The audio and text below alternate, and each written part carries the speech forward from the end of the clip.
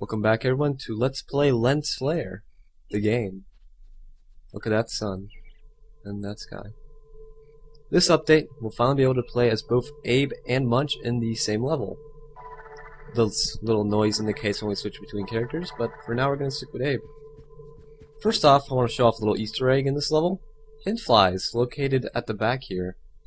They were in the first Oddworld game, and when Abe chanted near them, they would give him hints and tricks on how to progress the area. They don't do anything here, they're just decoration, but they can be easy to miss and they're only found in this level, so I thought it'd be appropriate to show them off.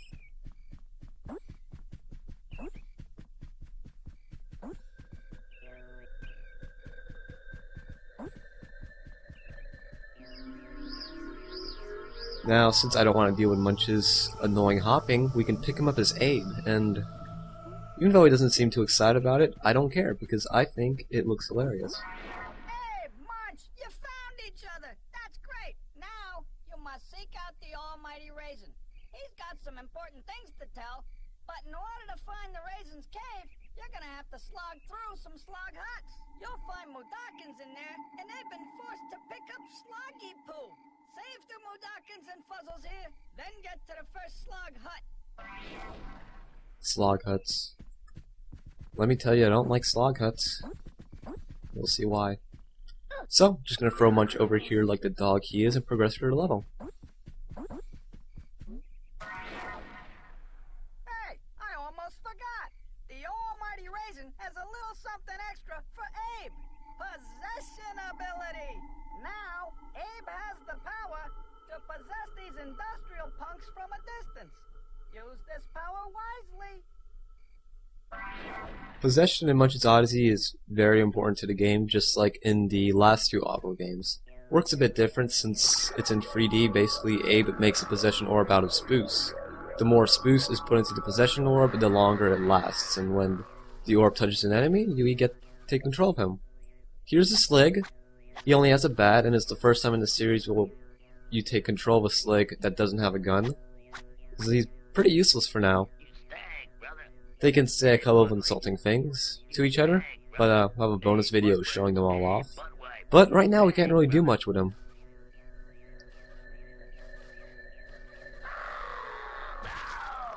Fortunately, Munch's Oddysee keeps the Oddworld tradition, in where if you depossess an enemy, they will explode in bloody, meaty chunks. I'm a fan of that.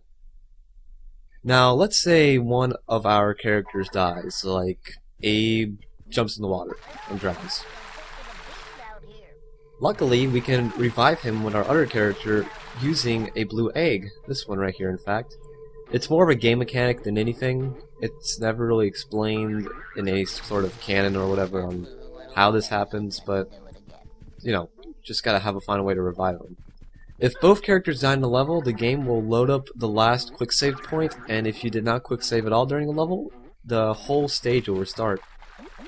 Which is why you may want to quick save every now and then to prevent something like that happening. I don't, because, well, I'm good at the game. So for the first part of this level, we're going to take control of Munch for a bit. We're going to be zapping some Sligs into the water. Sligs are going to be our main enemy for a while, and they'll upgrade and become more threatening as time goes on, but until then, for now, they're pretty much a joke. So far, we're only going to be fighting bouncer Sligs and slackers. I think bouncers are the ones with the bats, and slackers don't have any weapons at all.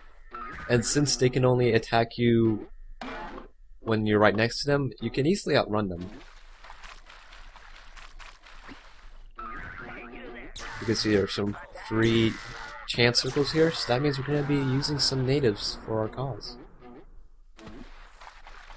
Now, the Mudokon Pens level is annoying for if you want to do a save all run simply for this part right here. There are fuzzles in the level. Now, these fuzzles are behind the cage, and Munch has to save them by killing the Slig that is guarding them. But Munch can't hurt the Slig, the fuzzles have to. This is where we have to rely on the fuzzle AI being good and the Slig AI being bad. And that's a very tricky thing to happen. Which is why you want to quick save every time you're forced to go for a situation like this. Because sometimes the exact opposite of what you want happens. In this case, the Slig gets a really early first start on fighting, and one of our puzzles die. See, there's only 3 here, so we have to do a quick load and try again. Luckily, it's really the only real annoying part of this level, and after that, it's quite fun.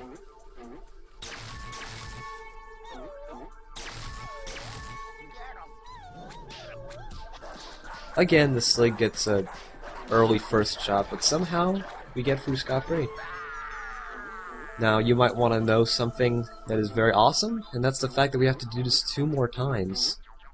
Fantastic. You may be wondering, why do we need to save puzzles if we're already outside in nature?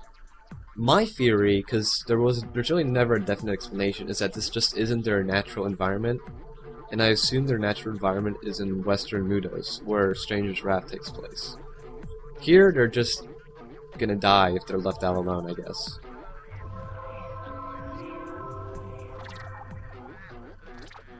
And as you can see, there are 2. There's one here and another on the other side of the level. You may be wondering why this level is called Mudokon.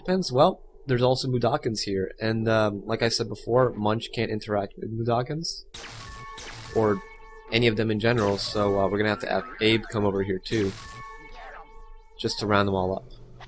I would also like to take this opportunity to explain why I say Korma instead of Karma sometimes. The Oddworld universe doesn't have karma, there's only Korma, and I grew up with this game series and I learned the word Korma for karma. So if I tend to mix up the words, just try to ignore me. Hey, hiya. Now don't worry about rescuing the Mudokons with feathers. They're living large with nature. 'Cause around here, only fuzzles need to get rescued through these portals. Thanks for telling us what we already know, Shaman. Luckily, this is the last group of puzzles we have to save, so after this, we'll be scot-free. For the karma side, at least.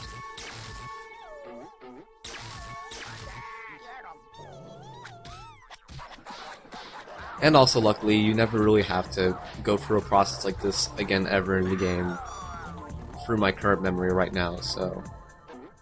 Usually saving all puzzles in Mudokons isn't this tedious. You may notice that I've avoided some spoofs with Munch. It's because I want to save a lot for Abe. And we're going to be doing a lot of possession in this level, and for a bunch of levels in fact, because possession is just such a much safer and less risky way to go through the levels, and I'm a big fan of it because I just personally like controlling Sligs. Of course I need to unlock Spoof Lock, and I don't have enough, we need 60.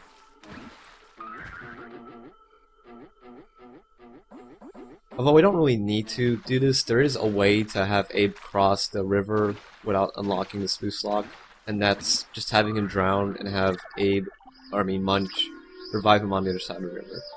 That's just one way to do it, and that's why I like this game, because there are just so many different ways to approach a challenge, and later levels really expand on that. There's my buddy. Hey, Abe. Now I finally get to play as the fast-running Abe, so we don't have to deal with Munch's hopping noise for the rest of the level, pretty much. Hey, what's happening, Abe?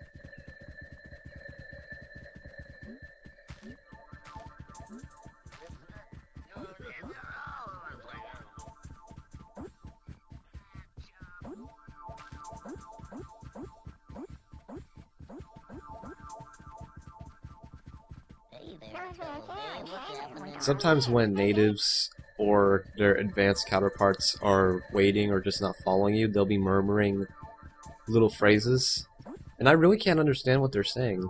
I mean, maybe they're not supposed to be understandable, but even as a kid, it's always confused me. Maybe I'll record a little video with just them talking, and maybe you can interpret it. I don't know, I just like to know what they were saying after all these years. Anyway.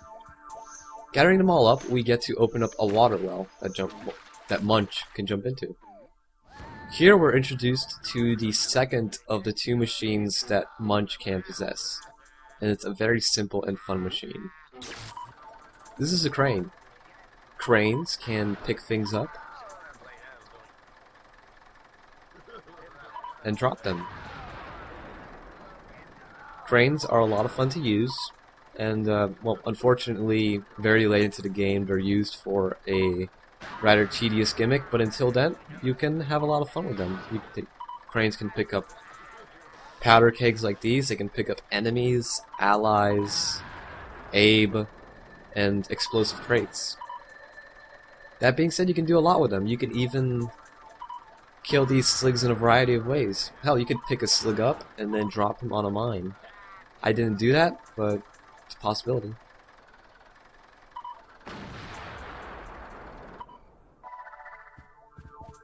And with the path cleared out for us, we're now going to see some good old-fashioned teamwork. We're going to have the natives wait there as Munch will take possession of the crane again and violently pick Abe up by the head. Look at this. This cannot be comfortable. That's basically carrying him by the neck. Something to note is that you can't switch into Abe when he's being carried by a crane. That'd just be silly.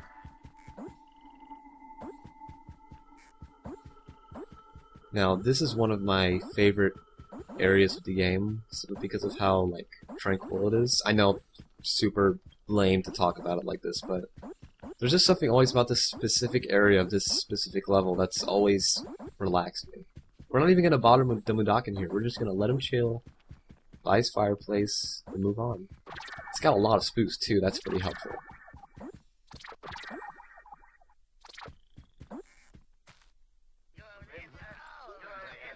Now, Abe can also pick up powder kegs, but it's very finicky.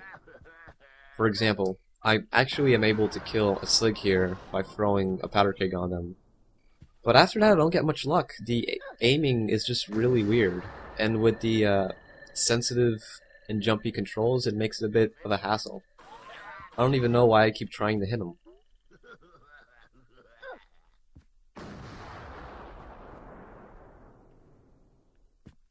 Eventually I give up and just go on to the next patch.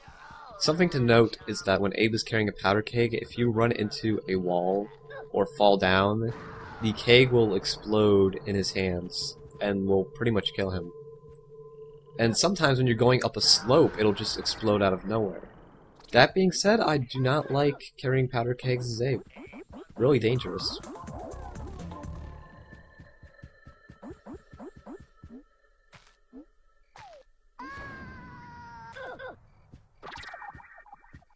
And finally, we're gonna finish off the level. Well, not really finish off, but help finish it off with some good old-fashioned possession.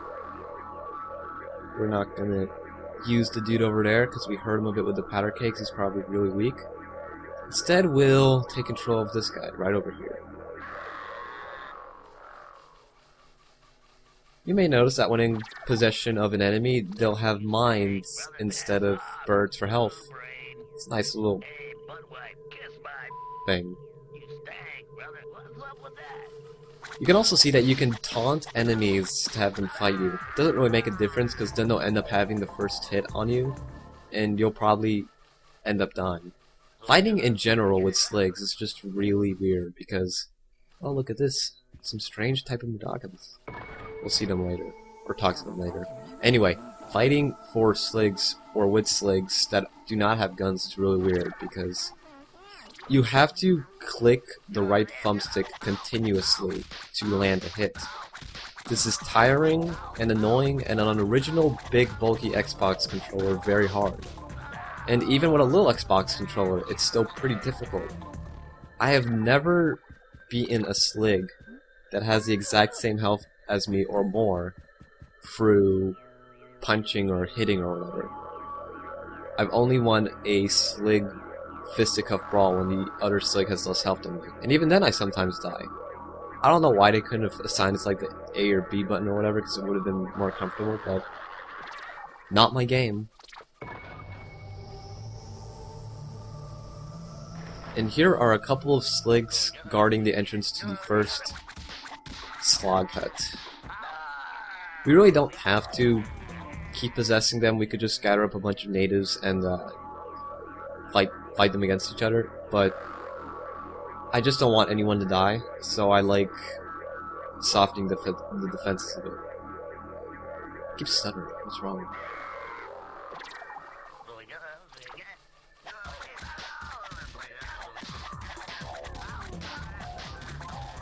Don't worry, fighting gets much more exciting when we get to have guns.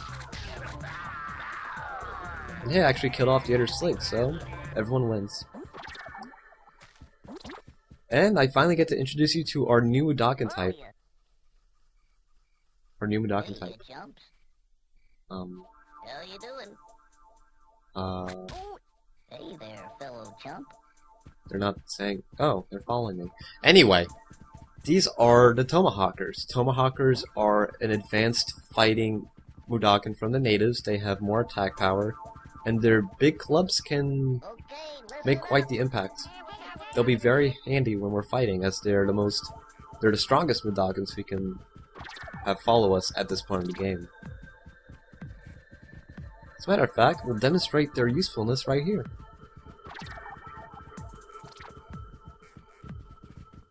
Okay, little elbow grease, guys. Uh-oh, said the wrong thing. There we go. Now it's Slig chasing me, but whatever. This really ended up being a disaster because they ended up working the chance circle while being hit. But then now you see they're just whacking away. And no one died, so everyone won. It's a good thing I softened up the Slig defenses, or else that would have turned out a lot worse. Anyway, you can see here that all the security are retired. There are no managers in this level, so we don't have to worry about that. And the chance circle activated these teleporters, where we both need to have Abe and Munch on the pads to go to the next level.